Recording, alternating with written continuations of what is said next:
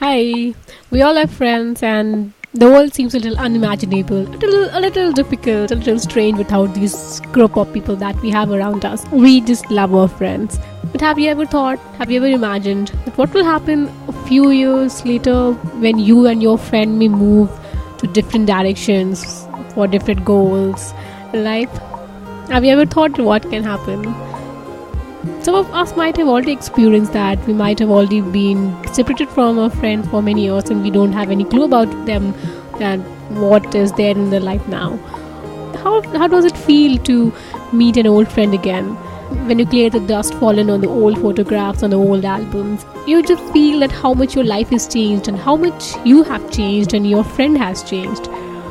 And maybe the old bond that you shared, it's not the way that it used to be. It surely does not feel good thinking that this might happen, and maybe this will happen. Hello everyone, welcome back to our channel enshuae for some new stories. As I told you last time, we'll start with a new story today, that is Last Door Chocolate. This is a story of two childhood buddies, or we can say childhood bestest friends. Because of their careers, they moved apart, but now they are going to meet again. Excited? Well, at least I'm excited to see what happens. So, here it goes.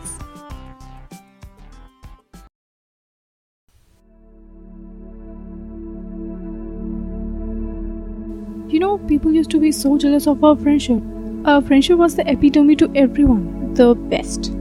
I know I told you many times. She smiled while keeping her things in her bag, and he interrupted in between. Yeah, you told me that many times. It was just great. Oh, really? He said. It was really so great. And where did these jealous people live under the surface somewhere? And he giggled. Roma looked at him, smiled, and didn't reply.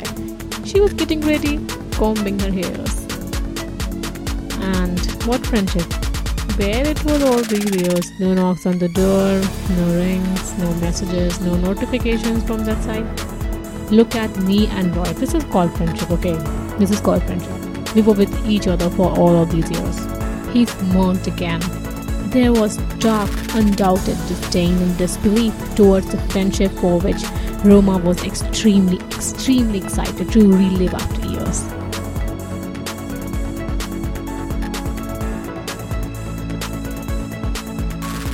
She picked up her bag and was ready to leave. Are you sure you don't want to attend the party? I mean, you want to leave the rocking party behind to meet your dad friend. It is a special day for Roy and you know he is the best host. Do you really want to leave it for your friend? Oh, come on. It will be fun, you know. Just stay back, he said.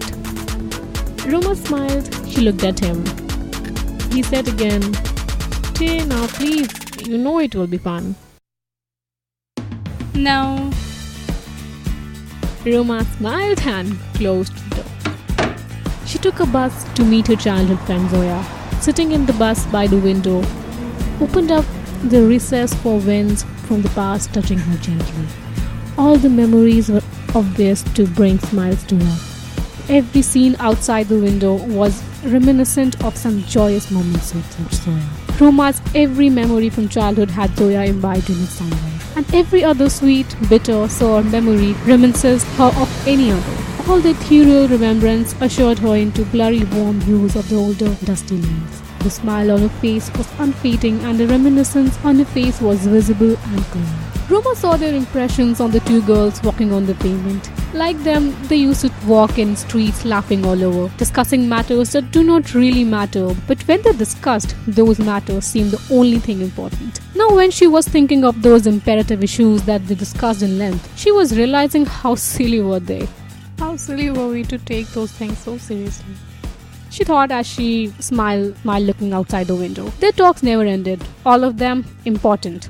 The bus reminded Roma that how in the school days, the school bus was a chamber of conference which had everyone as a board member. But the nastiest and the meanest talks were never discussed publicly and remained in the confidence of each other.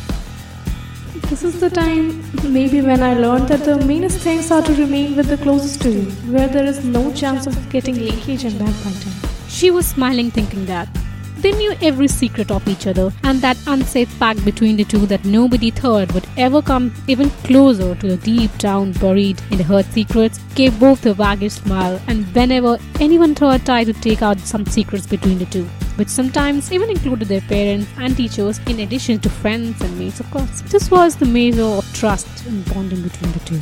Roma remembered how they didn't always have to say to express their feelings. Roma still remembered the night at Zoya's house where they promised to remain friends forever and to never make any other best friend, and that they will never stay apart, or that they would work together, would be present in every rough patch, and of course their lucid travel plans. They promised to go for holidays every year and have fun together. They planned everything from the day and month they will travel, ways of saving money, how many different destinations they will travel, the kind of hotel. It should be hygienic, comfortable, but definitely in budget. The food, the photographs, the parties and everything. And when they will go to a place with beaches, a beach party and dancing with little alcohol, and yes, the after marriage holidays. Then nothing would come between their fun, not even their husbands. But still they would take out time in between for them. You know, they should not feel abandoned, but they would tell them that friends first, so they had to wait. All of these plans were not fulfilled, but the innocence and their confidence the time when these plans were prepared were surely amusing Roma in the bus. The bus halted at a place and 3 friends, 2 girls and a boy boarded the bus. Another story started flashing in her eyes. They both started liking a guy in their high school and then confessed to each other. And slowly they realized this, and then started the ugly competition of getting the guy, which was bitter and sly. Later they realized that both can't get the guy. It was Zoya who broke the ice and confronted Roma. They both confessed to each other, and it was an emotional moment where they realized how they were drifting away, and a tint of bitterness seeped in their relationship, and both were exuding spite against each other. What an emotional moment it was. Zoya cried a lot, and how she made me promise that the next time we would become clear on our feelings and nobody will ever come between us. Again, she remembered. She thought that, is there a same story between the 2 girls? She tried to superimpose a similar track on the girls. Zoya was with her from childhood to teenage. She infused a fresh energy of every moment in Roma's life. She befriended Roma when nobody wanted to be her friend. She was a name of friendship for Roma, and slowly everyone looked up to them as an example of friendship. The jealousy part, that may be Roma's own fantasy, but the fact that they were great friends who shared everything without breaking was as true as Roma's reminiscent smile in the moment. Zoya was lively, vivacious and friendly. Completely opposite of me. She dribbled her energetic steam in me, and I changed whenever I was with her. Those golden days. I don't know how she looks now. She must have changed a lot. Thinking that thought withdrew a smile from her face. There was also a doubt in the midst of the happiness of those old fond memories. But that could not withhold happiness for long. Her heartbeat became a little fast as she reached the cafe where she was to meet Zoya. Doubts, happiness and memories were in full rush.